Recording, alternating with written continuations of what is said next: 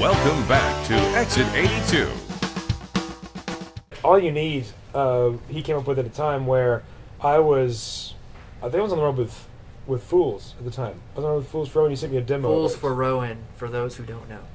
Okay. But anyway, he sent me a demo of that song, and it was one of the first songs in a while. And I don't like all of the songs that Tyler sends me, but this one, I was listening to it with my in-ears in the van, and just got this smile on my face. I was like, this is the coolest thing that he has sent me in a long time, and I got so excited to get back so that we could perform it together, because it is one really cool song. Dynamic build, start to finish, really hits hard whenever the choruses come in, and it's a lot of fun to play, high energy. Yeah, I would say that, at least as far as picking different bits of what we're all about, I think that All You Need is probably the best summary, because it's got just about everything that makes us who we are.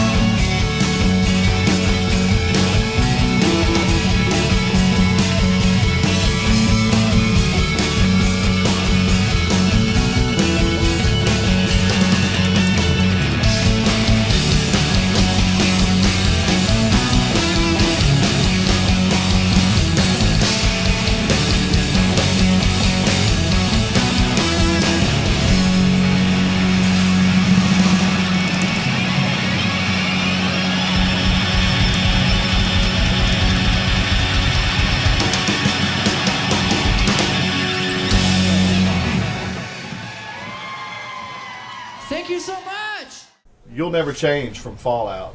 Let's talk about that. You'll Never Change is it was more or less written about some things that Gibby was going through at the time, because he was still in Fools for Rowan and was sort of on and off the road, and it was putting a strain on things at times. Hearing certain words that were said whenever we would talk about it, and certain phrases that came about, and I kind of latched on. I was like, oh, that's kind of deep. So I logged it back, and when it was time to put words to the song I was writing, it just kind of flowed. It was perfect. I remember exactly now that you mention it. There's a line near the end of the second verse. It's hard to love you when you're down and all that. Did you really ever love me at all? Is exactly words that I said to you from a conversation. So, whoa. About No, not about you. No, but and the person this song's about, we've made amends. Everything's cool there. This is no bad blood or anything. But at the time, music is about what you're going through. It's a very personal experience, and whenever you include that song and you kind of immortalize it in that, and that song, now I can play it and I can hear it and it can take me back to remind me of how that felt. Just now it serves as a reminder of how far that relationship's gone and mending. Me and that individual are still good friends, but it's really kind of flattering. Me and Tyler have been good friends for a few years, so to hear something that was going on in my life make its way into one of the band's songs and be captured that way is, it's flattering, and it's been therapeutic for me to get over that hard time.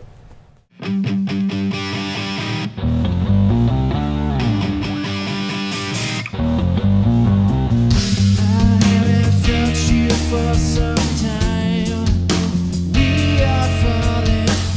Your words are running through my mind. When you told me it's hard to love you when you're down, it's hard to love you when it's bad. So tell me, did you ever love me at all? You never changed.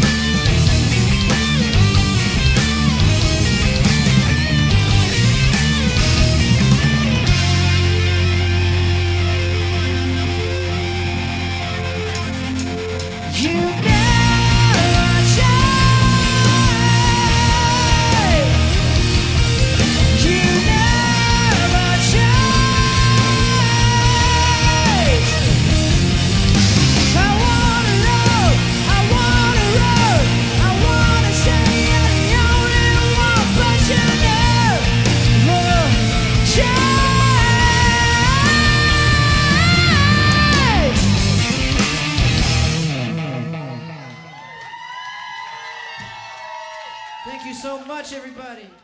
You were talking about Motley Crue being your first show. Is that what other kind of influences did you have growing up and even now? Growing up, basically my influences were whatever my folks were listening to at the time. Eventually I kind of found my own through Motley Crue and then Kiss. Somewhere along that line Queen came into the picture, and then that's a whole nother story in itself. But Queen, and then as I got older I started getting into things like Rush, and then Soundgarden, Audioslave, Muse, and I feel like a lot of those influences are pretty easy to pick out whenever you hear our music, especially some of the more modern things like Soundgarden and Audioslave and Muse and Foo Fighters, and there's little Queen hints here and there. But whenever I was Grunge. growing up, the way that I would get into music is whenever I would find a band or get into a band, that's pretty much all I would listen to. I would just bathe myself in the artist until there was nothing left to gain, and then I would move on. Don't go away. Exit 82 will be back with more music after this quick break.